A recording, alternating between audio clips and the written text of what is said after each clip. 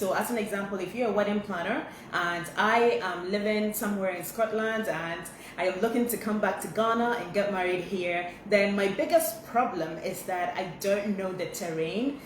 Even if I've lived here before, perhaps I've lived in Scotland for so long that I've lost touch with all of my contacts and anything, and my family members can't really help me much because they're not really seeing the vision. And so I need a professional who understands the landscape, somebody who knows all of the different vendors that are possibly the best fit for me and my personality and will be able to meet my needs. So my headache number one is that I don't know where to start from. I've never planned a wedding before. What is this wedding planning thing and why is it taking up so much of my time? And for goodness sakes, why have I spent 5 hours on Pinterest and I still don't know my wedding theme? That is my problem. And you're going to have to know specifically who I am. How old am I? Where do I live? What are the places I hang out? Like, what is my lifestyle?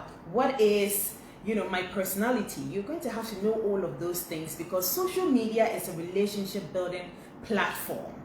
And so before you can even attract the right audience to your account and who are possibly going to buy from you in the future, you have to know them inside out.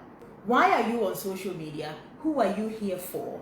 What are you selling? I think that one of the things that a lot of us struggle with, especially creative entrepreneurs, is that we are only interested in creating beautiful things. And I totally feel you because I come from that same corner. Listen, if you leave my business in my hands alone, my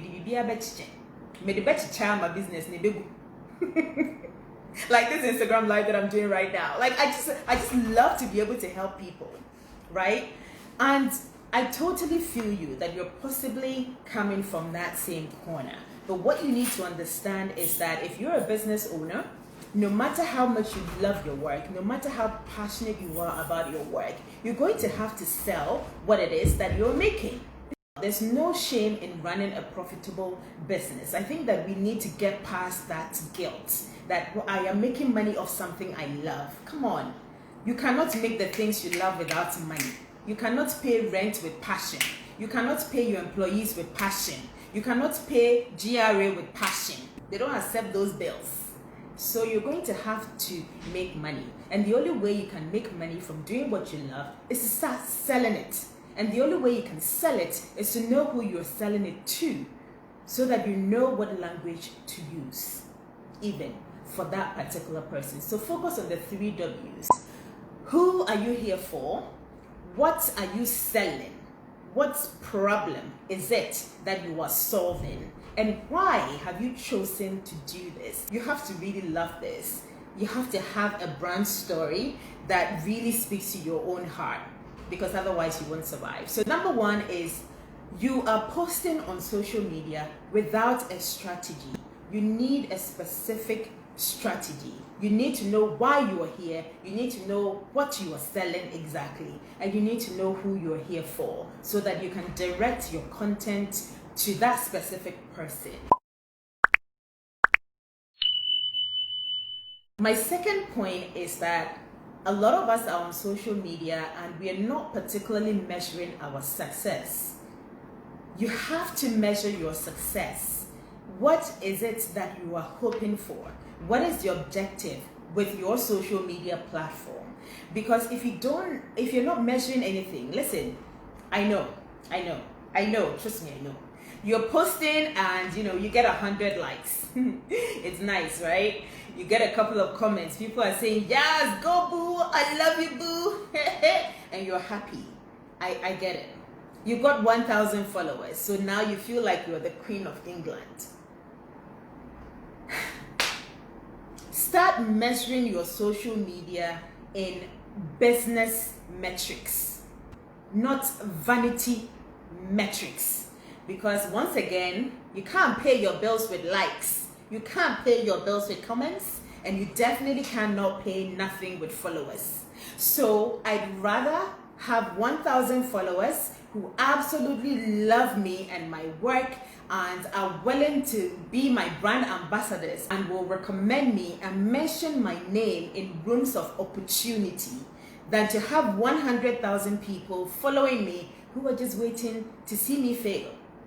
Not everybody who is following you is supporting you. You have to understand that. So don't be so excited about following.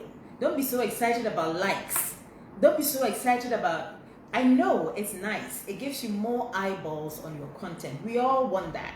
We all want more eyeballs on our content. And in fact, if you're watching this right now, be sure to give us some likes. We all want more eyeballs on our content, because it is by growing an audience that we can get a lot more people to know about us, our services, what we offer, and possibly be able to grow our business. But you have to be measuring your success properly. Be clear on what your objective is. What are you hoping to gain from your social media account? When you go into your insights, when you go into your analytics, don't just be looking out for how many people liked your post and how many people shared your post and perhaps how many people saved it. Be looking out for how many people clicked to come and look on your profile as a result of that piece of content. Be particularly looking out for how many people have clicked the link in your bio as a result of that piece of content. How many people are DMing you to find out more about your services as a result of that piece of content? So if you have to choose which piece of content to double up on, then be doubling up on the pieces of content that are actually bringing you business. The pieces of content that are getting a lot more people coming over to your profile page to find out more about you. How many people are coming to click on the link in your bio? That link in your bio, right? Are you optimizing your bio? Because that's also important. In summary, your bio should tell us who you are, what you are, why you are here, and how you do what you do. And be sure to include a link that directs us to some kind of further information about how we can purchase your product or your service. My point number 3 is that you are treating Instagram like an online shop. You can't come on Instagram and start posting pictures of your decor and just like saying, I'm the best event planner in Ghana, so you better hire me today. Because when you hire me, listen, you've hired the best. Exactly. We don't know that you're the best because we don't know anything about you. Start treating Instagram like a relationship building platform. Start connecting better with your audience. Show us your expertise. Don't just tell us, show us. Because the only way we are going to invest in you and your business and support you and purchase your services is when we know you, when we like you, and when we trust you. The KLT, I talk about this all the time. People have to know, like, and trust you, or know, love, and trust you before they choose to give you their money. Tell us a little bit more about what you've done for your previous clients. Share their testimonials, and don't just come and blast the testimonial on the page. Tell us a little bit more about how you were able to achieve that. Tell us a little bit more about the struggles that you overcame to be able to get that 5-star review.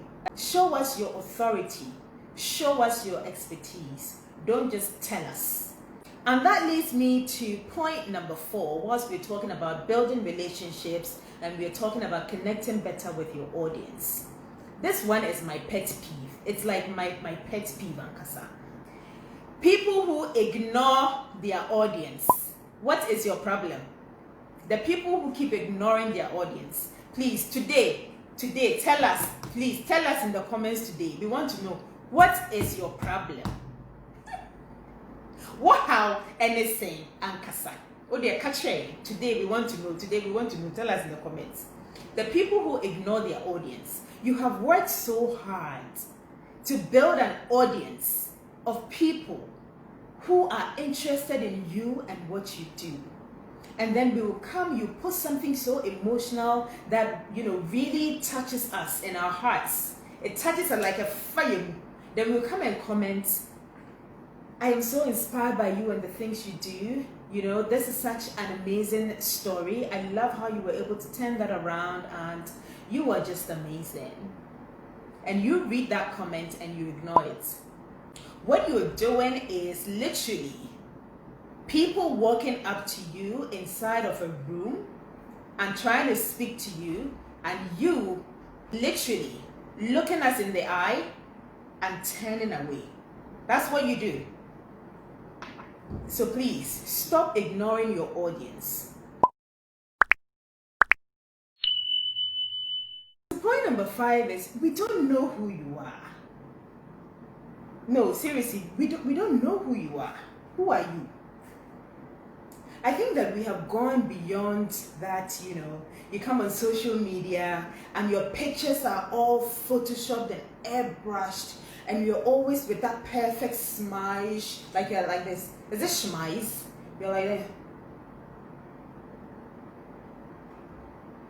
All your pictures, you're like that. And then you leave us, you don't even write captions, so you leave us like some 3 smileys. Or flowers, love signs, googly eyes. Cool Kids Club for. My father is dusted for, and my mother is dusted for. I have connections for. I am so well networked for. Wow. We don't know who you are. You are too perfect. Why? Like, you're too perfect.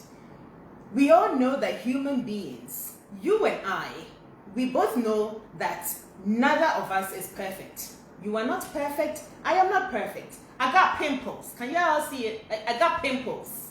I got pimples. I've been wearing masks all day, every day, for way too long. So I've got pimples. I'm breaking out. So don't come on Instagram and pretend that you are perfect, because nobody's perfect. How am I going to fall in love with you if I cannot see your quirks, and I cannot see, you know, your sad days and your happy days, and the things that excite you, and the things that you're passionate about, and the things that irk you? Show us a wholesome picture of who you are, because we all know you are not perfect. So many questions that